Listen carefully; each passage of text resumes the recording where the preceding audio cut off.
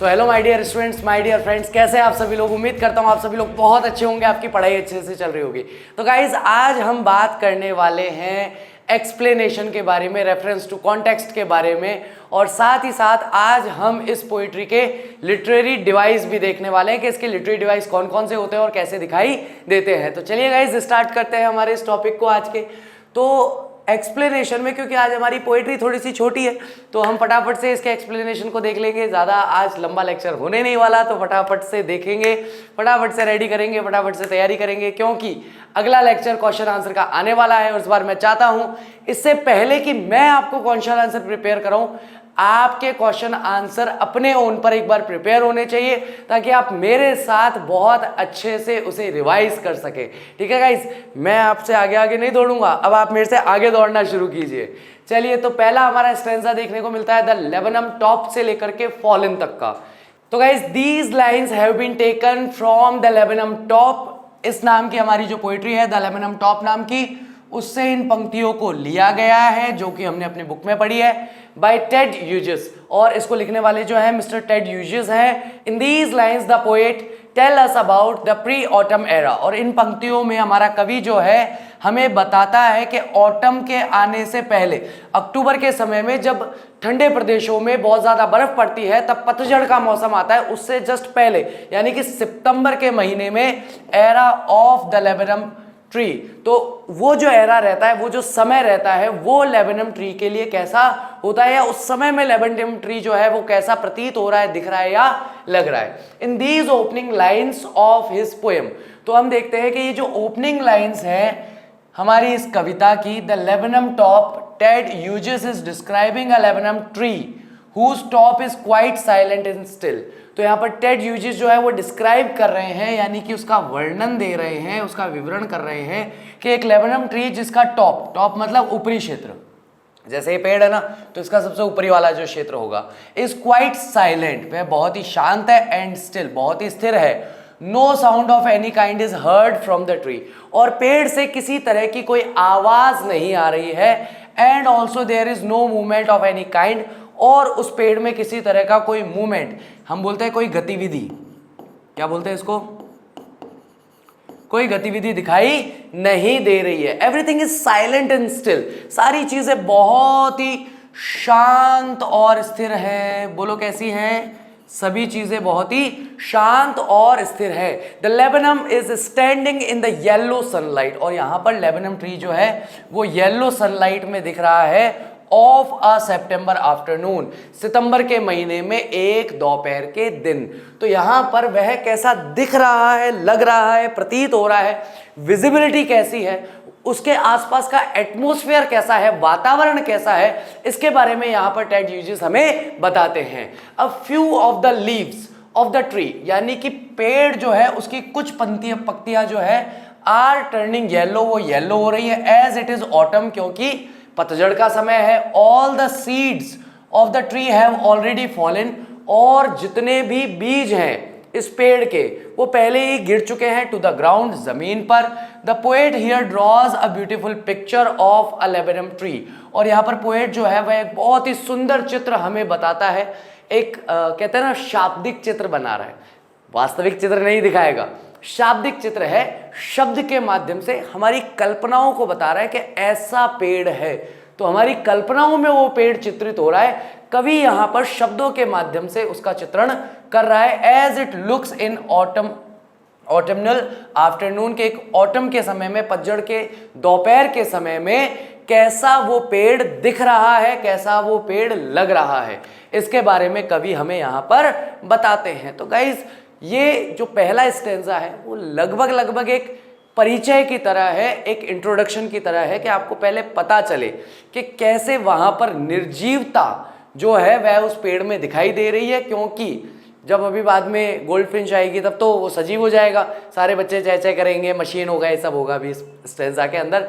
उससे पहले की अवस्था कैसी है, तो यहाँ पर तुलना हमें कर सके, हमें तुलना करने में आसानी हो कि पहले बिल्कुल शांत है, स्थिर है, निर्जीव है, ऐसा लग रहा है कि जान ही नहीं है इसके अंदर, मर गया है पेड़, तो ऐसा प्रतीत हो, ताकि बाद में जब ये सजीव हो, या बाद में जब इसमें गतिविधि मूवमेंट्स दिखाई दे तो कम से कम अच्छे से कल्पना कर पाए कि यार पहले कैसा था और अभी कैसा है, वो डिफरेंस हम अच्छे से यहाँ पर देख सकते हैं।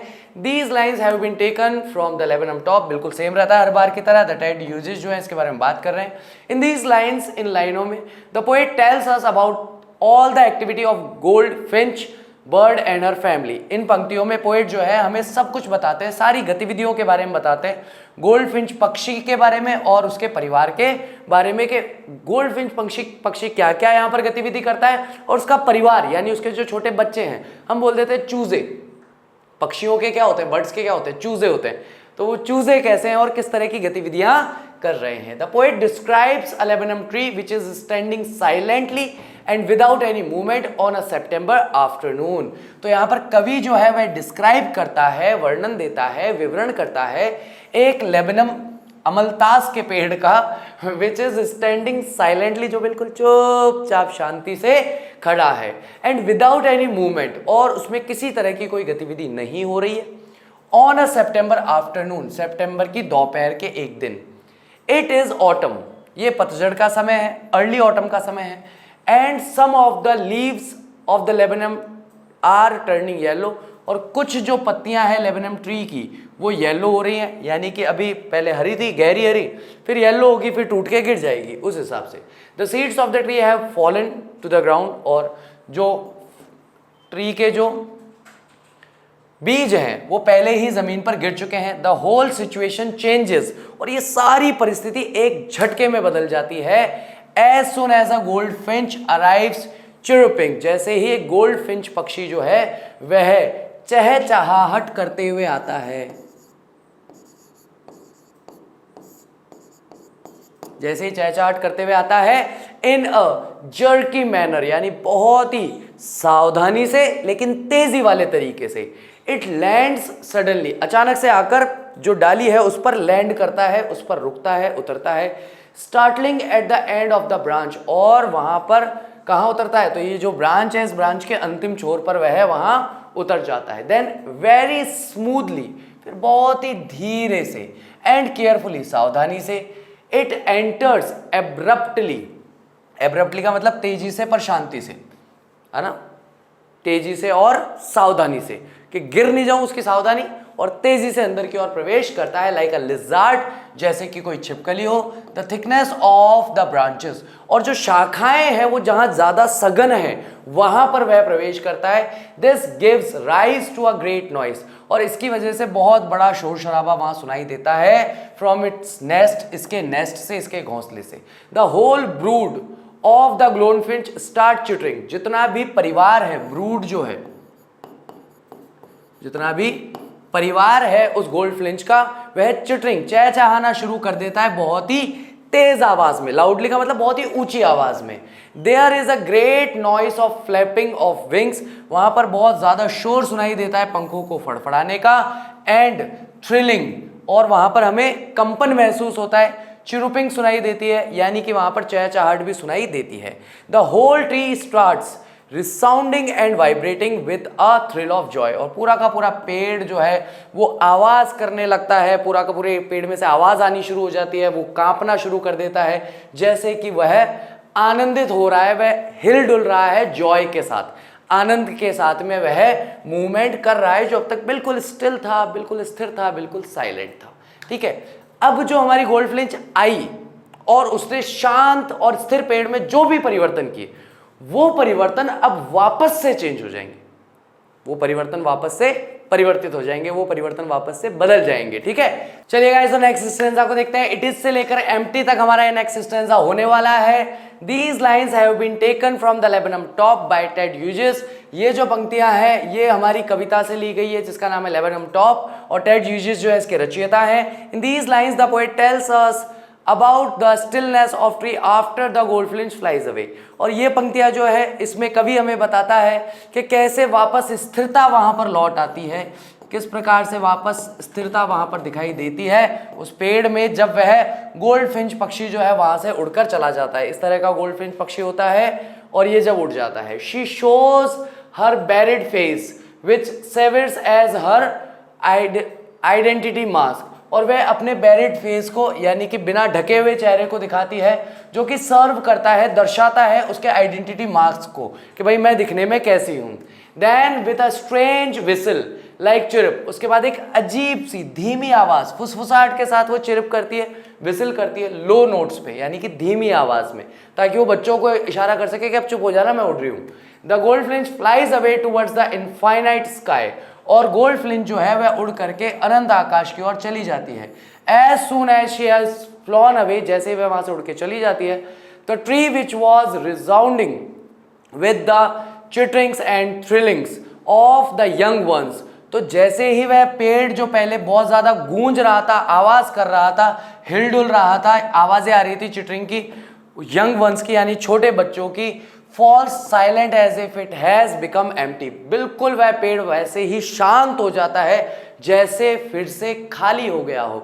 तो भैया हमारी पोइट्री के स्टार्टिंग में हमारा पेड़ खाली है, उसके बाद ऐसा प्रतीत होता है जैसे बहुत ही गतिमान हो रहा है, बहुत ही ज़्यादा गतिविधियां उसमें हो रही है, मूवमेंट हो रहा है, थ्रिल हो रहा है, चिरपिंग्स हो रही है, वाइब्रेशन हो रहा है, और लास्ट में जब वह पक्षी गोल्ड फ्लिंच वापस उड़ जाती है तब वही पेड़ वापस शांत हो जाता है जैसे कि उसमें कोई नहीं हो, वह पूरी तरीके से खाली हो गया हो।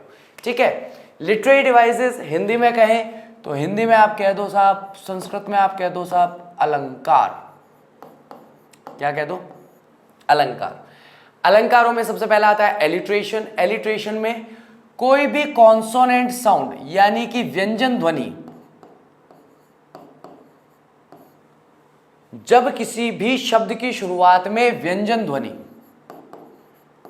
दो या दो से अधिक बार आती है, कंसेक्यूटिव का मतलब होता है निरंतर आने वाले शब्दों में, तब हम वहां मानते हैं कि यहां पर एलिट्रेशन हुआ है। जैसे कि सितंबर में स आया, सनलाइट में स आया, ट्री में ट आया, ट्रेम्बल्स में ट आया।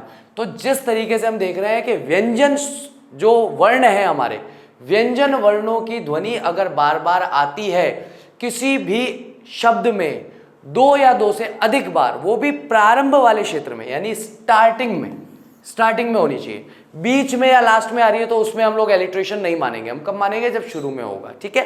सेकंड आता है simile, comparison between two things using like और एज। तो भैया जब भी दो चीजों में तुलना की जाए और उस तुलना के लिए as, like, as like, as like, as का प्रयोग किया जाए, ठीक है। आपको लग रहा होगा सर को क्या हो गया, एकदम से सारे ही बोले जा रहे हैं। कुछ नहीं, दो ही शब्द हैं, मूलतः दो शब्द हैं, पहला है लाइक, दूसरा है एज। ठीक है। लेकिन इन्हें इस्तेमाल करने के चार तरीके हैं, या तो केवल एज आ जाएगा, या केवल लाइक आ जाएगा, या एज लाइक आ जाएगा, या एज लाइक एज आ जाएगा। फर्क कोई नहीं पड़ता, हमें दो शब्द याद रखने हैं। किसी भी कविता में कहीं पर भी एज या लाइक दिखाई दे, तुरंत प्रभाव से वहां पर समझ लीजिए कि सिमिली हुआ है। स्लीक एज अ लिजार्ड, एक लिजार्ड की तरह, एक लिजार्ड की, एक छिपकली की भांति जब वो बता रहा है तो इसका मतलब जो पक्षी है उसकी तुलना की जा रही है लिजार्ड से, एक छिपकली से उसकी तुलना की जा रही है। मेटाफर कब होता है? An indirect comparison between two things, generally a quality is compared. तो भैया हम लोग अप्रत्यक्ष तुलना कर लेते हैं इसकी। क्या करते हैं बोलो? अप्रत्यक्ष तुलना किन्हीं भी दो चीजों की, जनरली उन दो चीजों की किसी एक ही क्वालिटी की तुलना की जाती है। तो वहां पर अगर मैं कहता हूं कि आप सूर्य की तरह हैं तो आपकी तुलना कर दी गई सूर्य से। लेकिन जैसे मैंने बोला ना की तरह है, तो इस की तरह के लिए मुझे या तो एज लगाना पड़ेगा या लाइक लगाना पड़ेगा, एज लाइक या एज लाइक एज लगाना पड़ेगा। तो गड़बड़ क्या हो गई? अगर मैं ऐसा बोलूंगा तब तो मुझे उसमें सिमिली करना पड़ेगा, अभी बात किया 2 मिनट पहले, राइट। लेकिन मुझे तुलना भी करनी है और मुझे की तरह नहीं बोलना है, तो मैं क्या करूंगा? तो मैं मेटाफर का यूज करूंगा। She enters the thickness. अब ये थिकनेस वर्ड जो है ये आया है गहरी झाड़ियों के लिए, लेकिन उसने ये नहीं कहा कि deep branches as thickness, no, सीधा उसने थिकनेस बोल दिया। क्योंकि पेड़ों की जो झाड़ियां हैं, जो गहन झाड़ियां हैं, सघन झाड़ियां हैं, उसकी तुलना की गई थिकनेस, राइट। लेकिन लाइक या एज का इस्तेमाल नहीं किया गया। स्टार्ट्स अ मशीन, अब यहां मशीन जो है वो नॉइस के लिए आ रहा है, लेकिन मशीन्स को चिरुपिंग से कंपेयर नहीं किया गया। तो जहां पर तुलना इस तरह से की जाए जो अप्रत्यक्ष रूप से दिखाई दे, एज लाइक एज का इस्तेमाल ना किया जाए, तो वहां पर मेटाफर हो जाता है। The noise created by the movement of the birds is compare to the machine. तो भैया वह आवाज जो पक्षियों के मूवमेंट से शुरू हो रही है उसका कंपैरिजन किया गया है मशीन की नॉइस से। It is the engine of her family, ये उसके परिवार का इंजन है। Showing her buried face identity mark, तो यहां पर भी हमारा मेटाफर हुआ है। तो जहां पर हम दो चीजों की तुलना करें, लेकिन तुलना करते वक्त तुलनावाची शब्दों का प्रयोग ना करें। इससे शुद्ध हिंदी नहीं बोल सकता मैं इतनी हिंदी आती है मेरे को, मैं सारी बोल दी एक ही सांस में। तो भैया जहां पर हम दो की तुलना कर रहे हैं, तुलनावाचक शब्दों का प्रयोग नहीं कर रहे हैं, समझ जाइए वहां पर मेटाफर हो गया है। पर्सोनिफिकेशन, मेरे को पता है आप सभी लोगों को पर्सोनिफिकेशन बहुत अच्छी तरीके से आता है। क्या बोलते हैं? मानवीयकरण अलंकार, हिंदी में बोलते हैं किसी भी अमानव का निर्जीव वस्तु का ऐसे वर्णन करना, ऐसे विवरण देना जैसे कि वह सजीव है या मानवीय गुणों को बताना। क्लास में मैं बोलता हूँ ये बेचारा पंखा कितने सालों से टंगा हुआ है, इस बेचारे के कंधे दुखने लग गए होंगे, देखो लटके लटके इस बेचारे की गर्दन कितनी लंबी हो गई है। पंखा है, इंसान नहीं है, ना उसके कंधे हैं ना उसकी गर्दन है, ना वो थकता है ना वो परेशान होता है। लेकिन अमानवीय यानी कि निर्जीव वस्तुओं में मानवीय गुणों की कल्पना कर रहा हूं कि यार ये इंसान है, इसके कंधे भी हैं, गर्दन भी है, लटक रहा है इतने सालों से इसलिए गर्दन लंबी हो गई। तो ये ऐसी जब तुलना होती है तो हम कहते हैं पर्सोनिफिकेशन हुआ है, मानवीकरण अलंकार हुआ है। The attribute of personal nature characteristics to something non human, the whole tree trembling and trills, जैसे कि यहाँ पर इस पूरे के पूरे पेड़ को कांपते हुए और हिलते हुए बताया गया है, लेकिन पेड़ निर्जीव होता है, वो अपने आप में कोई थ्रिल, आनंद या कंपन महसूस नहीं करता, लेकिन हम उसे ऐसा मान रहे हैं कि वो कांप रहा है, हिल रहा है, डुल रहा है जैसे कि कोई मनुष्य हो। तो पर्सोनिफिकेशन यहाँ पर हुआ है। Transfers epithet the figure of speech where adverb is transfer to another noun. Figure of speech में हम बात करते हैं, पार्ट्स ऑफ स्पीच भी बोलते हैं, 8 प्रकार के होते हैं। उसमें से एडवर्ब जो है उसे दूसरे नाउन की तरह इस्तेमाल करने लग जाए, यानी कि है तो एडवर्ब, वाक्य वो है तो क्या, शब्द तो है क्रिया विशेषण का, पर प्रयोग हो रहा है संज्ञा की तरह वाक्य में, ताकि पोइट्री में थोड़ा चमत्कार पैदा हो। तो ऐसे में ट्रांसफर्स एपिथेट हो जाता है। हर बेरिड फेस आइडेंटिटी मास्क, जैसे उसका जो ढका हुआ चेहरा है वही उसका आइडेंटिटी मास्क है। तो देखो कोई भी अपनी पहचान बताना चाहेगा तो चेहरा ढक के बताएगा, चेहरा उगाड़ के बताएगा, नेचुरल सी बात है। तो यहाँ पर हम देखते हैं उसका बेरिड फेस जो है वो आइडेंटिटी मास्क की तरह काम कर रहा है, तो यहाँ पर ट्रांसफर्स एपिथेट हुआ है। ठीक है, उम्मीद करता हूँ आज का लेक्चर अच्छे से समझ में आया होगा, आप लोगों ने अच्छे से एंजॉय किया होगा। Thank you very much, I will see you soon in my next lecture, till that take care of yourself, bye bye. अगला लेक्चर हमारा आने वाला है क्वेश्चन आंसर पर, be ready for that. Thank you.